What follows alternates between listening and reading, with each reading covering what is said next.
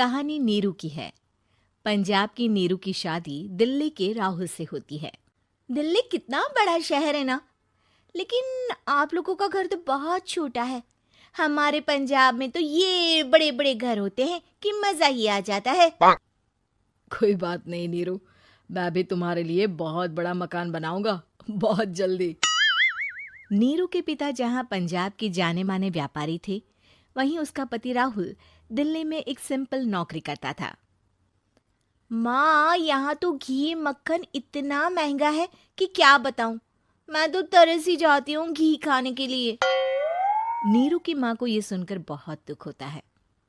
मेरी बेटी को घी नसीब नहीं हो रहा है और ये बहू यहाँ बैठकर घी में शक्कर डाल रही है।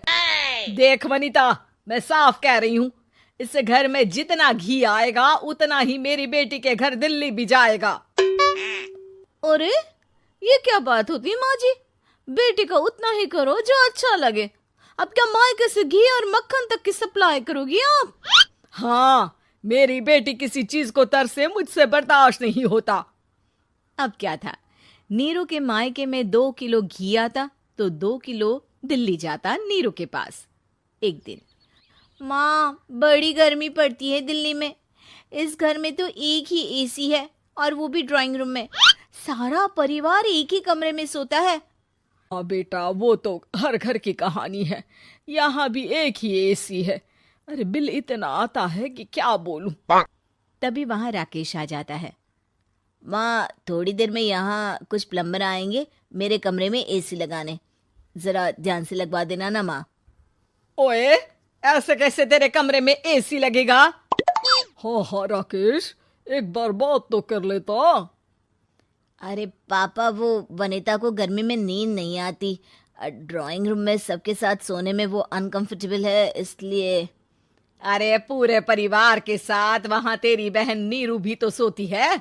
वो नहीं हो रही क्या अनकंफर्टेबल? समझ रहा है ना?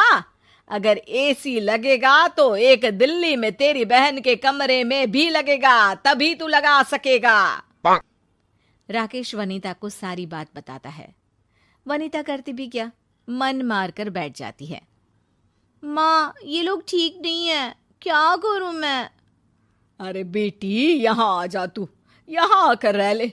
अरे छोड़ दे ऐसे पति को। कैसे छोड़ दूं माँ? समाज क्या कहेगा, लोग क्या कहेंगे? वैसे भी मेरा एक बेटा है मयंक। अरे हटा बेटा, तेरी उम्र ही क्या है, इतनी परेशान रहेगी तो काम कैसे चलेगा।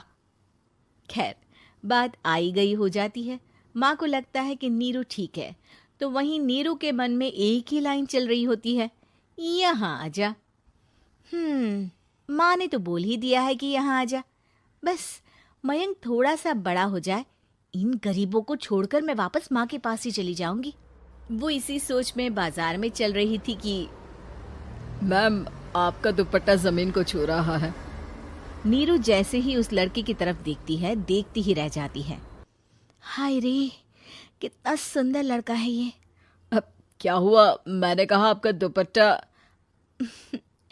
तो खुद ही उठाकर दे दो ना। लड़का समझ जाता है कि नीरू उस पर फिदा हो चुकी है। वो उससे उसका नंबर लेकर चला जाता है। अब क्या था, नीरू और रोहित में लगातार बातें होने लगती है। मैं हरियाणा का रहने वाला हूँ, यहाँ एक बड़ी कंपनी का मैनेजर हूँ। अच्छा, और कितने बच्चे हैं तुम्हारे? बच्चे? अरे मेरी तो शादी भी नहीं हुई है। तुम बताओ, शादी करोगी? नीरू शर्मा जाती है। अब लेकिन मैं तो पहले से ही शादीशुदा हूँ। मुझे फर्क नहीं पड़ता, बस तुम शादी कर लो, भाग चलते हैं। बहुत पैसे वाला हूं मैं, हमेशा खुश रखूंगा तुम्हें। नीरू रोहित से मिलकर सारा प्लान बना लेती है और फिर एक दिन घर से भाग जाती है। दोनों शादी कर लेते हैं। शादी के बाद, क्या बात है नीरू, तुम्हें परेशान सा देखता हूँ, सब ठीक तो है ना? हाँ हाँ, सब ठीक है।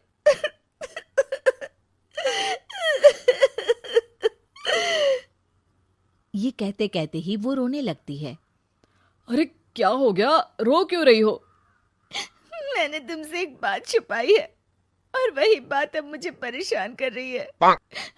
रोहित, मेरा एक बेटा भी है, उसका नाम मयंक है। क्या बात कर रही हो? ये तुमने मुझे पहले क्यों नहीं बताया?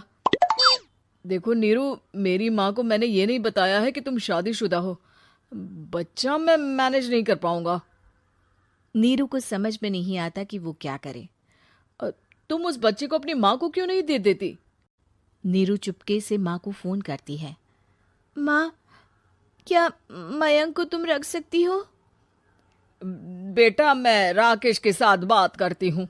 आखिर घर का बेटा वही है, जो वो बोलेगा। वैसे भी बेटा, तूने जो किया है ना, उसके बाद से पूरा घर तेरी बुराई कर रहा है। मैं भी अब किसी से तेरे लिए लड़ नहीं सकती।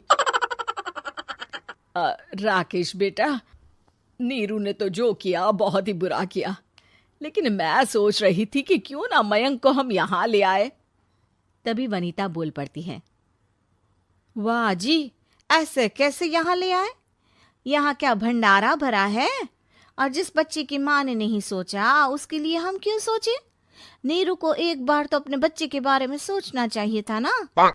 अरे लेकिन तेरे पास भी तो लड़का नहीं है ना वनीता। माँ, वनीता ठीक बोल रही है। कल को वो बड़ा होकर इसी घर का हिस्सा मांगेगा तो हम क्या करेंगे? माँ कहती भी तो क्या, वो चुप रह जाती है। वहीं नीरू का पहला पति कहता है। माँ, अगर आज भी वो वापस आ जाए तो मैं उसे माफ कर दूंगा। बेटा, गरीबी चीज ही ऐसी है, क्या करेगा? तू तो अब मयंक का सोच। वो बेचारा तो बिना माँ का हो गया। मयंक के खातिर तू दूसरी शादी कर ले बेटा। लोगों के लाख समझाने के बाद नीरू के पहले पति की शादी रिद्धि से हो जाती है, जिसके पहले पति से 2 बच्चे होते हैं। देखो जी, मैंने शादी सिर्फ बच्चे के खातिर की है। मैंने भी शादी सिर्फ बच्चों के खातिर की है। वहीं नीरू के दूसरे पति के मन में ये बात घर कर जाती है कि नीरू एक मासूम बच्चे को उसके खातिर छोड़ कर आई है। अब देखो नीरू, मुझे लगता है कि जो औरत अपनी कोख का बच्चा छोड़ सकती है, वो तो कुछ भी कर सकती है। कल को तुम्हें मुझसे अच्छा कोई मिल गया तो तुम तो मुझे भी बाय बाय कर दोगी ना। नीरू को अब उसका दूसरा पति ताने देना शुरू कर देता है। तंग आकर नीरू उसके यहाँ से भागकर अपने पहले पति के पास चली जाती है, लेकिन ससुराल में क्या लेने आई है नीरू, मयंक को? नहीं नहीं सासू माँ, मुझसे गलती हो गई, मुझे माफ कर दीजिए। नीरू, अब वक्त खत्म हो गया है, मेरी शादी हो चुकी है। तो छोड़ दो ना उसे, हमारा बच्चा है। मैं आपको अपनी माँ नहीं मानता, मेरी नहीं मान तो बात अच्छी है। नीरू मयंक की बात सुनकर समझ जाती है कि उसके पास अब ना आसमान रहा ना ही जमीन।